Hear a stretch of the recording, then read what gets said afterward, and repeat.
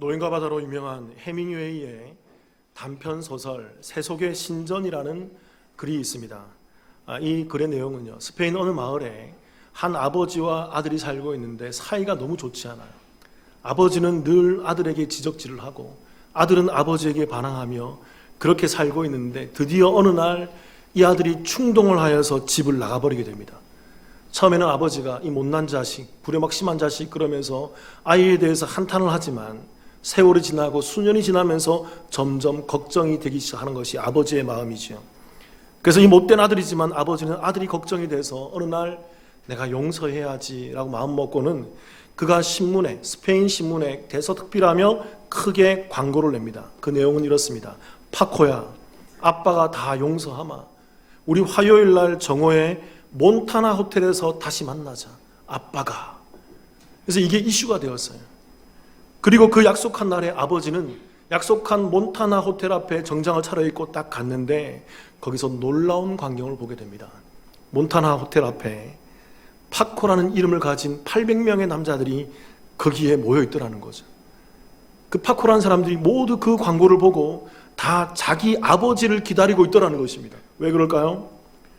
첫 번째는 스페인의 이 파코라는 이름이 매우 흔한 이름이라는 거예요. 다 파코예요. 한 집 건너 파코고 두 집 건너 파코고. 그리고 두 번째, 그 모든 파코라는 이름을 가진 아들들이 거의 대부분 아버지와 문제를 안고 살더라는 것입니다. 그리고 세 번째는 이 아들들이 모두 다 아버지의 용서를 갈급하며 갈구하고 있더라는 거죠. 매우 우리에게 시사하는 바가 큰 단편 소설입니다. 해밍웨이는 이 작품에서 용서가 없는 이 세상을 질타하면서 진정한 용서를 갈구하는 그 사람들의 마음을 이 단편 소설에 잘 표현해왔던 것이죠. 그런데 여러분, 해밍웨이가 이 소설을 쓴 이유가 있습니다. 그의 자서전적인 이유예요. 해밍웨이의 가정사를 보면 그는 매우 우울했습니다. 그의 아버지와 어머니는 기독교인임에도 불구하고 어느 날 아버지가 권총으로 자살을 해버려요.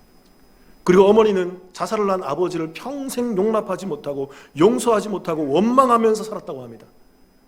그래서 이 가정사에서 해밍웨이가 너무나도 우울한 날로 보내고 있는데 어느 날 해밍웨이의 생일이 다가왔을 때 어머니로부터 소포가 옵니다. 선물이 두 가지가 와요.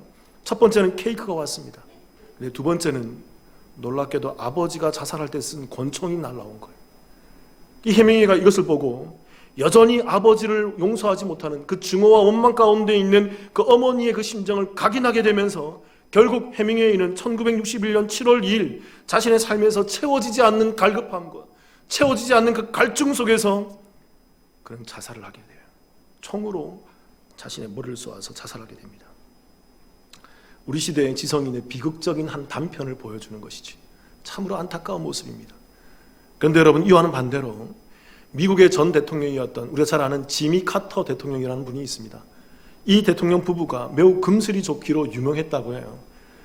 그래서 이 두 부부가 어느 날 대학에 가서 강연을 서로 번갈아 하면서 하는데 강연을 마치고 질의응답을 받는데 한 대학생이 질문하는 것입니다. 지미 카터, 당신 부부가 금슬이 좋기로 유명한데 그렇게 금슬이 좋은 이유가 무엇입니까? 무엇 때문에 당신 부부는 그렇게 금슬이 좋은가? 라고 질문했습니다. 그때 카터가 웃으면서 얘기한 거죠. 우리 부부의 결혼 생활은 사랑이 30%고 나머지 70%가 용서의 삶이었습니다. 그러자 모두 다 박수치면서 그렇군요 그렇군요 이해가 되더라는 거죠. 근데 뒤편에 앉아있던 이 지미 카터의 부인이었던 로잘린 여사가 딱 일어나면서 아닙니다 하고 일어나는 거예요. 우리 부부의 삶은 10%가 사랑이었고 90%가 용서였습니다. 모두가 박장대소하면서 웃으면서 박수를 쳤다는 것이죠. 그렇지 않습니까 여러분? 우리에게 용서가 필요한 이유. 오늘 말씀은요 여러분, 요셉이 그의 형들을 용서하는 장면으로 나와 있습니다. 과거 이 형들이 요셉에게 어떤 짓을 했습니까? 어떤 모습을 보였나요? 창세기 42장 21절 제가 한번 읽어볼게요. 보세요. 그들이 서로 말하되 우리가 아우의 일로 말미암아 범죄하였도다. 그가 우리에게 애걸할 때에 그 마음의 괴로움을 보고도 듣지 아니하였으므로 이 괴로움이 우리에게 임하도다. 제가 예전에 설명했죠. 이 단어 애걸할 때에, 이 단어가 히브리어로 하난이란 말인데 이게 애걸하다, 간청하다, 애걸복걸하다, 거의 자지러지듯이 그렇게 막 고함을 치면서 함성을 지르고 있는 거죠. 형, 나 살려줘, 살려줘. 그 광야에서, 그 사막지대에서 이 요셉이 막 하늘이 떠나가도 그렇게 막 과음을 치면서 살려달라고 애걸복걸하고 애원했다는 것입니다. 그런데도 형들은 17세에 팔려가는 그 요셉을 은 20냥에 팔아버리면서 외면했던 것이죠. 여러분, 더 무섭고 더 놀라운 것은요, 이들은 이 요셉 앞에 서게 될 때까지 20년 동안 단 한 번도 아버지 야곱에게 이 사실을 고하지 않았습니다. 어느 아들이라도 10명의 형들이 10명이잖아요. 그 10명 아들 중에서 누구 하나라도 양심의 가책을 느끼고 좀 마음에 한 번쯤은 참회하면서 동생을 이렇게 팔았습니다라고 고할 법도 한데, 어느 누구도 수십 년이 지나도록 단 한 번도 아버지에게 말하지 않는 이 매몰찬 형들, 매우 매정한 형들. 오늘 요셉은 이런 형들을 용서하고 있는 거예요. 그렇다면 사랑하는 성도 여러분, 오늘 이 요셉이 형들을, 매몰찬 이 형들을 용서할 수 있었던 그 이유, 요셉이 형들을 용서할 수 있었던 그 비결이 과연 무엇일까요? 첫 번째는 따라해 보겠습니다. 형제의식이 있었다. 이것은 요셉의 인간적인 측면이에요. 인간적인 측면 가운데 요셉은 여전히 그 형들에 대한 형제의식을 갖고 살았다는 것입니다. 창세기 41장부터 44장까지를 쭉 살펴보면요, 요셉은 자기를 찾아온 형들을 보면서 정체를 숨기면서 형들을 곤란하게 만들고 여러 가지 시험에 빠지게 합니다. 감옥에 갇히게 하고, 또 그들이 갖고 있는 그 품꾼 속에서 여러 가지 기물들이 나오게 하면서 너희들이 도둑이 아니냐, 염탐꾼이 아니냐 그러면서 난처하게 만들었다는 것이죠. 근데 그 중에서 그렇게 일을 하면서 그 중에 동생이었던 베냐민을 볼모로 잡으려고 하는 요셉을 통해서, 아직 요셉이 누군지 모르니까 그 형제 중에 유다가 내가 베냐민 대신에 이 당신의 볼모가 되겠습니다, 이 베냐민이 들어가지 않으면 우리 아버지가 죽습니다라는 이 고백 가운데에서 요셉이 더 이상 참지 못하고 자신의 정체를 드러내게 됩니다. 그 말씀이 창세기 45장 3절 4절이에요. 같이 한번 읽어볼까요? 3절 4절 시작. 요셉이 그 형들에게 이르되 나는 요셉이라. 내 아버지께서 아직 살아계시나이까? 형들이 그 앞에서 놀라서 대답하지 못하더라. 요셉이 형들에게 이르되 내게로 가까이 오소서. 그들이 가까이 가니 이르되 나는 당신들의 아우 요셉이니 당신들이 애굽에 판 자라. 여러분, 3절과 4절을 잘 보면요, 여기에 반복되는 어구가 하나 있어요. 3절 소두에도 보면 요셉이 그 형들에게 이르되 나는 누구다? 자기의 이름을 얘기하고 자신의 그 이름을 딱 밝히는 거죠. 그리고 4절에도 보면 요셉이 형들에게 이르되 내게로 가까이 오소서. 그들이 가까이 가니 이르되 나는 당신들의 누구? 아우 요셉이니. 요셉이 자신의 신분과 자기의 이름을 밝히고 있죠. 반복하면서 내가 형들의 아우였습니다, 내가 바로 요셉입니다. 자신의 이름과 신분에 합당한 일들을 밝히고 있는 것이죠. 왜 이 일들을 밝힐까요? 왜 요셉이 자기의 이름을 밝히면서 자신의 신분, 내가 아우입니다라는 그 일을 형들에게 밝히고 있을까요? 왜 이런 일을 할까요? 이것은요, 다른 게 아니라 내가 이 이름의 앞으로 내가 이 이름과 이 신분에 걸맞는 삶을 살겠습니다의 이 고백을 보여주고 있는 모습인 거예요. 그가 아우로서, 요셉으로서, 형제들의 동생으로서, 당신들은 나의 형으로서 내가 형들을 섬길 것이고 나는 동생의 직분으로서 섬길 것이며 내가 당신들을 용서하고 이제 관계가 회복시킬 것입니다라는 그 고백이 바로 내가 아우 요셉입니다, 요셉입니다 반복하는 이 이름 속에 담겨져 있다는 것입니다. 여러분, 성경에 보면요, 이렇게 이름을 밝히면서 자기의 어떤 역할을 진행하는 모습들을 자주 볼 수 있습니다. 창세기 41장 44절입니다. 제가 한번 읽어볼게요. 보세요. 바로왕이죠. 바로가 요셉에게 이르되 나는 바로라. 바로가 누구를 밝힙니까? 자신의 이름과 신분을 밝히. 바로 안에 이름과 신분 다 들어가 있죠.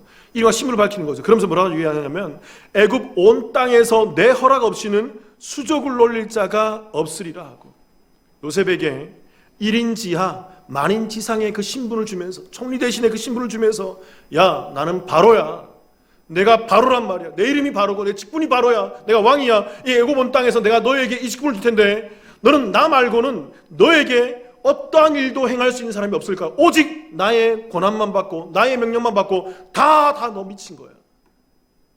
그것을, 그 권한을 줄 때 바로가 뭐라 하냐면 내가 바로다라고 자기의 이름과 신분을 밝히고 있다는 것입니다. 그러니까 여러분, 이름과 신분을 밝히는 데에서는 이런 역할을 할 것이다라는 그 뉘앙스가 담겨 있는 것이 이 이름을 밝히는 모습의 그런 모습이라는 것이죠. 하나만 더 볼까요, 여러분? 출애굽기 3장 14절입니다. 제가 읽어볼게요. 하나님이 모세에게 이르시되 나는 어떤 자이니라? 스스로 있는 자이니라. 또 이르시되 너는 이스라엘 자손에게 이같이 이르기를 스스로 있는 자가 나를 너희에게 보내셨다. 모세가 두렵잖아요. 내가 어떻게 이스라엘에 가서 애굽에 가서 그들을 끌어오고 출애굽시킬 수 있단 말입니까? 그 하나님을 뭐라고 소개한단 말입니까? 그때 하나님이 자신의 신분과 자신의 이름에 대해 설명할 때 뭐라고 얘기하냐면 나는 어떤 자다? 스스로 있는 자이다 라고 얘기해요. 여러분 이건 철학적 용어예요. 스스로 있는 자. 철학의 가운데 여러분 배우신 분이 있는지 모르겠지만 철학 가운데 신존재 증명이라는 그런 명제가 있습니다. 그게 여러 가지가 방법이 있죠. 그 중에 하나가 이것입니다. 원인자예요. 원인자. 제1자라 그럽니다. 그러니까 우리는 저와 여러분은 누구로부터 왔어요? 저와 여러분은 누구에게서 태어났어요? 부모로부터 태어났잖아요. 그럼 또 질문 드려볼게요. 부모는 누구로부터 왔어요? 그 부모로부터. 그 부모로 쭉 올라가면 우리는 알죠. 쭉 올라가면 최초의 한 사람이 있을 거란 말입니다. 그 한 사람을 제1자, 원인자라 그래요. 근데 여러분 그 한 사람을 우리 성경에서는 기독교에서는 그 한 사람의 이름이 누구다? 아담이라고 부르잖아요. 다른 데서 다르게 부르겠지만 근데 우리는 그 아담인데 그 아담도 여러분 그냥 생기진 않았을 거란 말이에요. 많은 진화론자들이나 많은 세상에서는 우연히 사람이 생겼다고 그러지만 제가 자주 얘기하잖아요. 우리가 들고 있는 핸드폰이 우연히 생길 수 있어요? 여러분 차고 있는 시계가 우연히 생길 수 있어요? 앞에 있는 마이크가, 이 강대상이, 이 성경책이 우연히 만들어질 수 있어요? 도대체 몇 억만 년 지나면, 몇십억 년, 몇십억 천년만 년이 지나면 여러분 이 성경책이나 마이크나 이 핸드폰이 우연히 생길 수 있단 말입니까? 이건 얼토당토 않는 거예요. 누구라도 이것은 생길 수 없다라고 얘기할 수 있는 것입니다. 그런데 여러분 사람이 그것보다 더 훨씬 복잡하고 훨씬 더 고차원적인 사람이 우연히 생길 수 있다니요.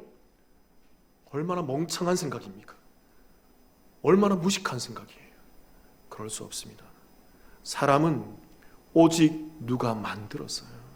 이 복잡한 사람 누가 만들지 않고는 이렇게 사람이 나올 수가 없단 말입니다. 저와 같이 이렇게 여러분들처럼 획일적으로 이런 모양과 모습으로 이런 말과 이런 식으로 사람이 획일적으로 이렇게 결정되어서 나올 수 없단 말입니다. 이렇게 나오기 위해서는 여러분 얼마나 많은 우연들이 있어야 될까요? 셀 수 없어요. 헤아릴 수 없어요. 그것은 없는 거예요. 존재할 수 없는 그런 확률인 것입니다. 그러니까 그 사람은 만든 누군가가 있다는 것입니다. 그 누군가를 우리 기독교에서는 누구다? 하나님이라 그러는 거예요. 그 하나님이 얘기하는 거죠. 나는 누구다? 오늘 말씀에서 스스로 있는 자다. 이 말은 이런 표현이에요. 나는 누구로부터 원인 제공받은 사람이 아니야. 나는 누구로부터 원인 제공받은 존재가 아니야. 나는 나 스스로 있는 존재야. 이것은 우리가 이해할 수 없는 영역이에요. 우리가 영혼에 가서야만 이해할 수 있지만 우리 시대에서는 이해할 수 없는 영역이에요. 그게 하나님의 존재란 말입니다. 그래서 나는 스스로 있는 자야. 내가 바로 창조주야. 내가 바로 원인자야. 내가 그 모든 것의 원인이고 내가 이 땅의 절대자란 말이야. 그런 내가 너를 파송하고 너를 보내는데 누가 너를 말리겠니? 내가 출애굽시키고 내가 애굽에서 재앙을 내릴 것인데 누가 그것을 말릴 수 있단 말이니? 내가 신이야. 내가 절대자란 말이야. 그 모든 것을 담아내고 있는 것이 바로 하나님의 이름을 부르는, 이름을 드러내는 그 이름 속에 들어가 있다는 거예요. 그러니까 나의 신분과 이름을 밝히는 것은 내가 앞으로 이렇게 행하겠다라는 것입니다. 나의 행동에 그러한 결정의 모습을 보여주는 것이 이름과 신분 속에 들어있고 그것을 고백하는 그 언어의 행위라는 거예요. 하나만 더 볼까요, 여러분? 누가복음 15장 30절을 한번 볼게요. 제가 읽어보겠습니다. 아버지의 살림을, 누가복음 15장 30절입니다. 아버지의 살림을 창녀들과 함께 삼켜버린 이 아들이 돌아오매 이를 위하여 살찐 송아지를 잡으셨나이다. 이게 누구의 고백이에요? 탕자의 형의 고백이죠. 탕자의 형이 보니까 동생이 가당차는 거죠. 그래서 그 아버지와 대화하면서 얘기하죠. 아버지와 살림을 저 창기들과 함께 삼켜버리고 다 허비했던, 다 탕배했던 저 아들, 이 아들이 돌아오매 이를 위해서 살찐 송아지를 잡고 잔치를 벌이신단 말입니까? 그러면서 자기의 동생인 탕자를 향해서 뭐라 불러요? 무슨 아들? 이 아들이야. 동생이라 부르지 않아요. 탕자 이름도 있었을 건데 이름도 부르지 않아요. 아버지를 향해서 정말 불효막심하게도 이 아들이 돌아왔습니다. 이 말은 정확한 뜻은 뭐냐면 아버지의 아들이잖아요. 내 동생이 아니라 아버지, 자기 선을 그어버리는 것입니다. 이게 뭐냐면요, 이미 그는 결정한 거예요. 이 동생을 인정하지 않기로. 그러자 아버지는 뭐라고 얘기합니까? 15장 32절 같이 읽을까요? 시작. 이 내 동생은 죽었다가 살아났으며 내가 잃었다가 얻었기로 우리가 즐거워하고 기뻐하는 것이 마땅하다 하니라. 아버지는 뭐라 그래요? 수정해 줘요. 이 얘는 다른 누구도 아니고 네 동생이잖아. 너의 동생이잖아. 너의 동생인데, 너의 동생이 죽었다 살아났는데 당연히 기뻐하고 즐거워하고 우리가 잔치를 벌여야지. 이게 마땅하잖아. 마땅하잖아. 그러나 그 아들은 그 용납이 안 되는 거예요. 저 아들입니다. 이 아들입니다. 아버지 아들입니다. 나와는 상관없어요. 호칭을 딱 정리해버려요. 그래서 그가 실질적으로 집을 나가버리는 진짜 탕자가 되었다고 제가 설명드렸잖아요. 진짜 탕자가 누구였다? 진짜 탕자가 누구였다? 발음이 안 되네요. 진짜 탕자가 누구였다? 큰아들이었다. 그게 바리새인이고 그게 사두개인이고 제사장들을 얘기한다고 그랬잖아요. 여러분, 성경에서 자신의 이름과 신분을 밝히는 것은 자신의 이름과 신분에 합당한 행동을 하기 위함인 거예요. 그러면 오늘 요셉이 형들에게 나는 당신의 아우 요셉이니이다 라고 이렇게 반복하면서 자신의 신분을 밝히는 이유가 무엇입니까? 내가 앞으로 당신들의 동생의 자리에서 당신들을 용납하고 용서하며 함께 형제애를 나누겠습니다. 그것을 표현하는 방법이 내가 바로 요셉입니다. 당신들의 아우 요셉이니이다라는 이 고백 가운데 있는 것입니다. 2일 후에 요셉은 실제로 그 형들을 극진히 모시며 그 형들을 용납하며 그 신분에 어울리는, 그 동생의 자리에 어울리는 그 모습으로 형제를 과시하면서 그들을 맞아주는 모습을 성경을 통해서 볼 수 있다는 거예요. 사랑하는 성도 여러분, 자, 질문 한번 드려볼게요. 성도가 뭘까요? 성도가 어떤 존재라고 생각하십니까? 우리는 성경을 통해서 성도의 이 히스토리를 발견할 수 있어야 돼요. 야곱의 이 아들들이, 12아들들이 나중에 12지파로 발원하면서 이스라엘로 형성됩니다. 그래서 이걸 우리가 그 신학자들이 얘기할 때 이걸 구약의 교회라 그래요. 구약의 성도라 그래요. 그래서 이 야곱의 12아들, 이들의 모습이 바로 성도의 모습을 예표하는 거라고요. 그리고 이들이 발원하여서 나중에 영적인 존재, 신약에 와서 예수로 말미암아 잉태되는 영적인 존재, 누구? 저와 여러분, 우리 신약의 교회, 우리 성도를 예표하는 삶이 구약의 그 교회의 모델이란 말입니다. 그러니까 이 야곱 안에 그런 분열과 그런 분쟁이 있을 수 있단 말입니다. 그런데 하나님께서는 이 요셉 스토리를 통해서 우리 가운데 보여주는 거예요. 그 형제애가 있느냐? 너희 안에 그 자매가 있느냐? 너희 안에 그 사랑이 있느냐? 그 용납함이 있느냐? 그리스도 안에서 하나가 되었다 그러고 한 교회라고 그러고 한 성도라고 한다면 너희들이 어떠한 상황 가운데에서도 그 이름에 걸맞는, 성도라는 이름에 걸맞는 그 직분을 감당할 수 있니? 그래서 여러분, 제가 얘기하잖아요. 하나 더 알려드릴게요. 교회에서 가장 거룩한 호칭, 첫 번째가 어떤 호칭이다? 성도. 기억하시죠? 너무 좋은 거예요. 저는 고목사가 아니라 저는 뭐라고요? 저 천국 가면 고성도라고 부를 거라고요. 근데 또 하나, 또 좋은 호칭이 하나 있어요. 그게 뭘까요? 남자분들에게는 형제님, 자매한테는, 여자분들에게는 자매님이라고 부르지. 왜 그럴까요? 우리는 예수 그리스도로 말미암아 한 핏줄을 나눈 그 피 안에서, 그 영적인 피 안에서 한 핏줄을 나눈 형제요 자매이기 때문에 그렇습니다. 그래서 우리는 이 형제 자매를 가지면서 우리 안에 일어나는 여러 가지 분쟁과 분열과 여러 가지 히스토리 가운데서도 우리는 서로를 용납하고 용서할 수 있어야 돼요. 이제 2023년 한 해의 마지막인 이날에 저와 여러분께 우리 남부침례교회 공동체에 도전드립니다.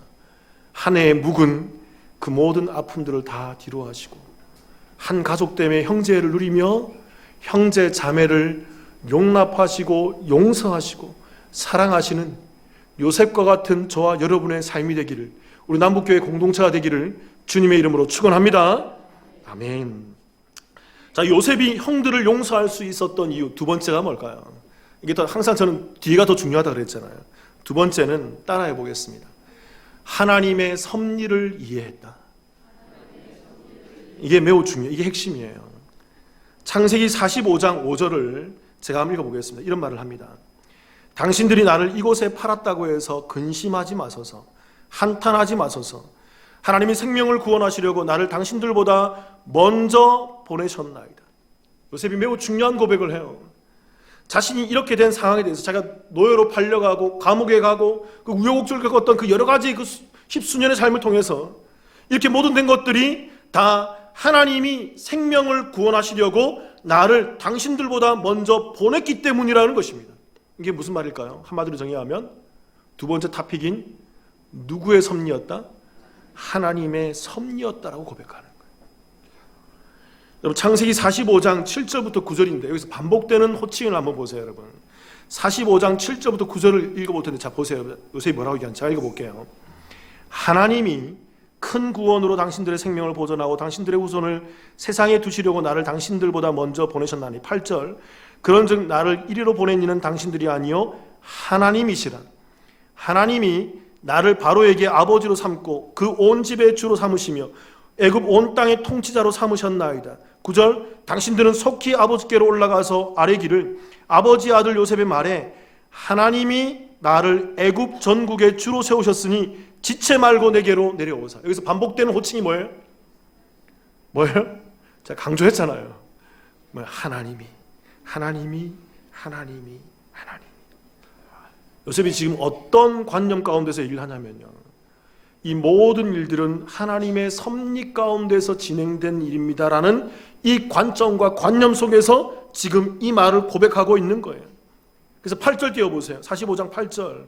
자, 노란색 표현했잖아요. 이런 말이 있잖아요. 나를 이리로 보낸 이는 당신들이 아니라, 형제들이 나를 팔았기 때문에 여기 온 게 아니라, 형님들이 나를 노예로 팔았기 때문에 내가 여기 있는 게 아니라, 누가 나를 여기 보내셨다? 하나님이 보내셨다라고 얘기하는 거예요. 요셉에게 일어났던 모든 일들이 하나님의 섭리였다는 것입니다. 내게 일어나는 좋은 일도 하나님의 섭리였을 뿐만 아니라 내게 일어나는 나쁜 일도, 좋지 못한 일도, 여러 가지 어려운 일도, 정말 가당치도 않은 그 여러 가지 어려운 그 고난의 시간들도 모두 다 누구의 손안에 있었다? 하나님의 손안에 있었던 그 섭리의 일이라고 요셉이 고백하고 있는 거예요. 창세기 50장에 보면요, 16, 18절에 보면 이제 야곱, 그의 형제들의 아버지, 그 12아들들의 아버지 야곱이 죽게 됩니다. 그래서 형들이 불안해지기 시작해요.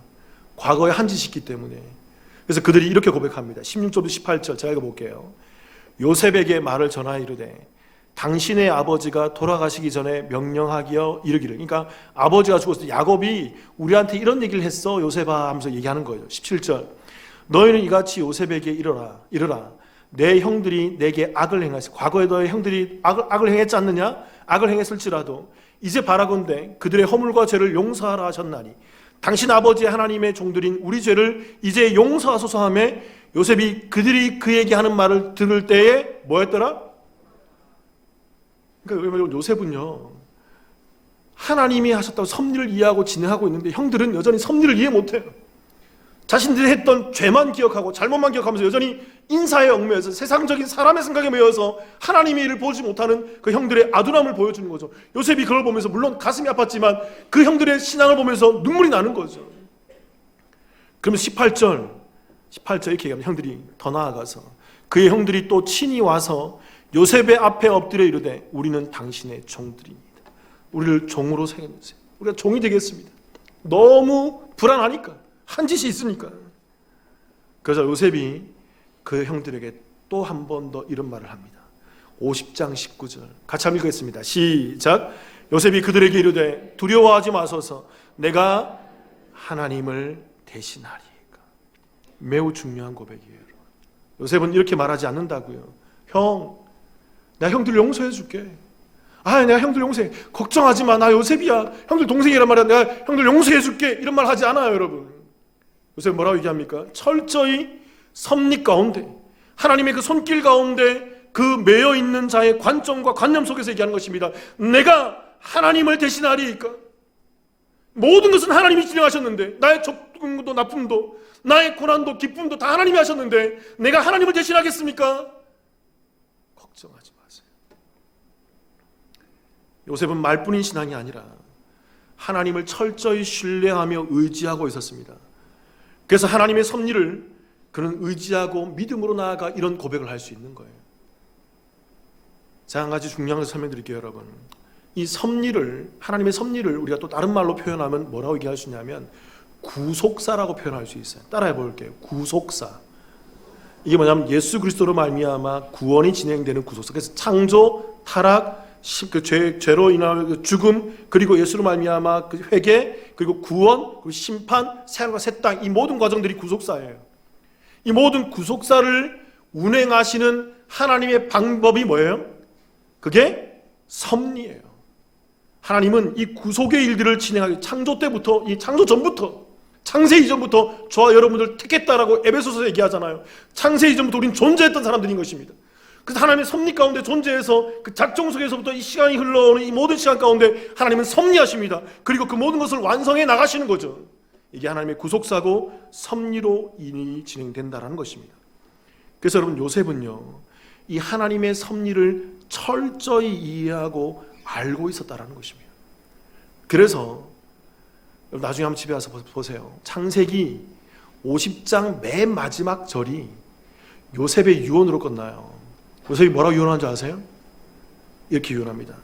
그 자녀들에게, 내가 지금은 죽는데 반드시 하나님이 너희들을 이끌어갈 날이 있을 거야. 너희는 여기서 끝나는 인생이 아니야.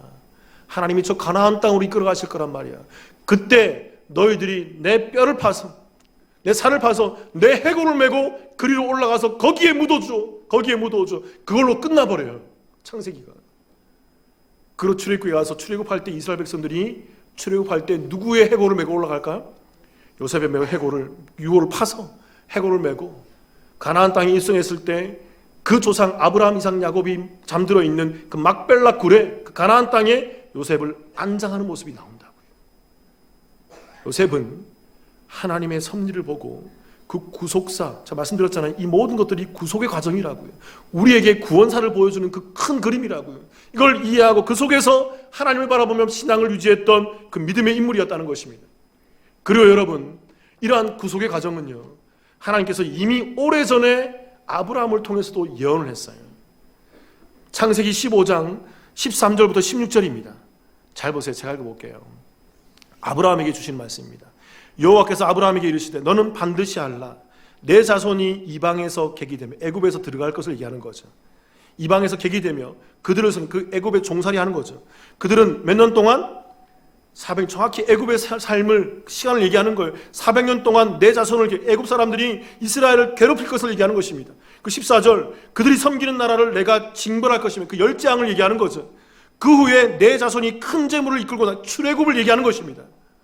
그 15절, 너는 장수하다가 평안히 조상에게 돌아가 장사될 것이요, 내 자손은 4대 만에, 정확히 4대 만에 그 출애굽에서 나오는 것이죠. 4대 만에 이 땅으로 돌아오리니 이는 아모리 족속의 죄악이 아직 가득하지 아니함이니라 하시더라. 하나님은 가나안 땅의 죄가 관영할 때까지 기다리시는 거예요. 그리고 애굽에서 그 이스라엘 백성들을 그렇게 양육하고 키우시는 거죠. 그리고 때가 되었을 때 그 죄를 밀어내시고 그 땅에 하나님의 의를 입혀 넣으시는 것입니다. 그 구속사를 넣어 주시는 거예요.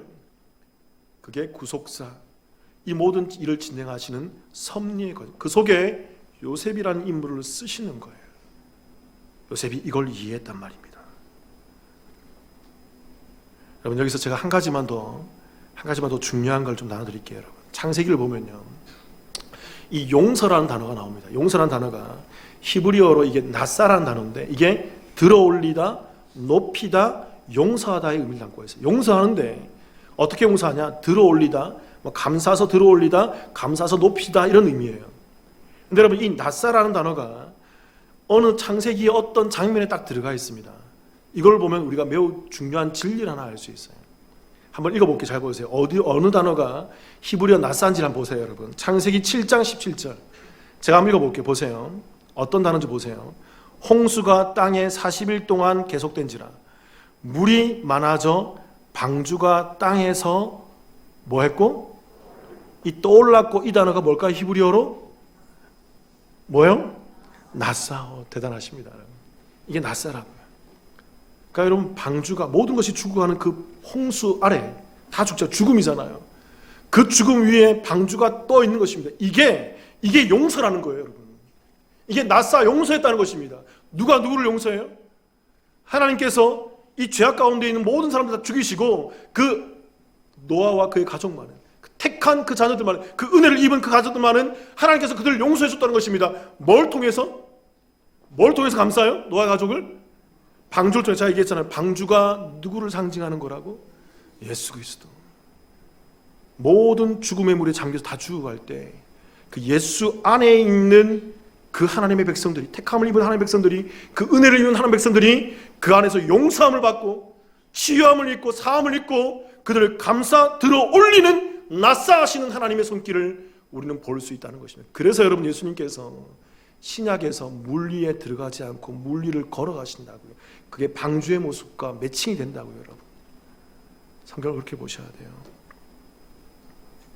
사랑하는 성도 여러분, 우리 오늘 말씀을 기억하시면서 오늘 요셉의 말씀을 돌아보면서 우리는 기억해야 됩니다. 우리는 그리스도 안에서 하나 된 형제 자매예요.